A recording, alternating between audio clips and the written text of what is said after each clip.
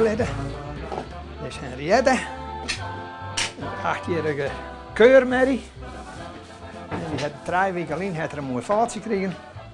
De merrie vallen, daar ben ik ook zo wees mooi. En het ziet er heel goed uit.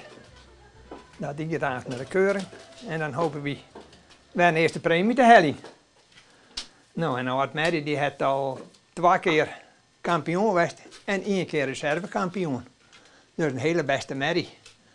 En dit zijn originele Wels aardjes. En dat is de Wels Mountain Pony, de originele Wels Mountain Pony uit Engeland.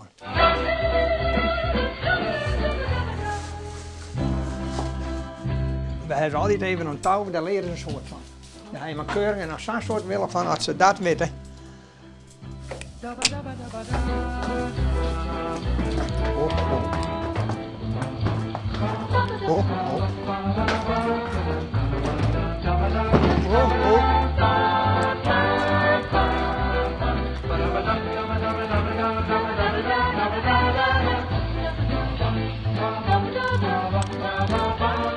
Ja, de benen dooruit en pak een bijverbrood met de benen, maar de spul zitten, met de ponies. En ik ben altijd vrachtwagenchauffeur geweest, dat ik ben altijd voort. Dus de vrouw die draaide er voorop. En ik heb geluk dat ik aardig besmet werd ermee. Dat ze het nou wel een 20 jaar het zij daar gaan maar rijden.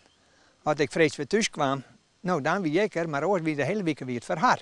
En dan heb ik dus de ponies en die moesten verzwaren worden. De Ruud en de Rien en Fredjan en Mjuxie, alles kwam dus op mij deel. Maar daar heb ik een geweldig soort nog doen. En dan naar de keuring en tappen proberen je ze toch zo goed mogelijk in conditie te krijgen. Ik ben 50 jaar ook in de fut. Nou, en ik zei dat daar, ik zei, nou heb je een prachtig mooie hobby, dat we heel zo tijd in steken kunnen. En zei, ben wij in de ponies halen? Ja? Nou, als het echt regent, dan gingen ze er dus net uit. Maar zodra het dan wat droeg is, nee, want dit is maar een heel iets stukje voor u in uw zegen, om ze hier te brengen. Want we rennen wel volle verder met die ponies. En dan, ja, dat vind ik wel lekker. En ooit gaat maar de hond uit de keuring en wij dagen maar de ponies.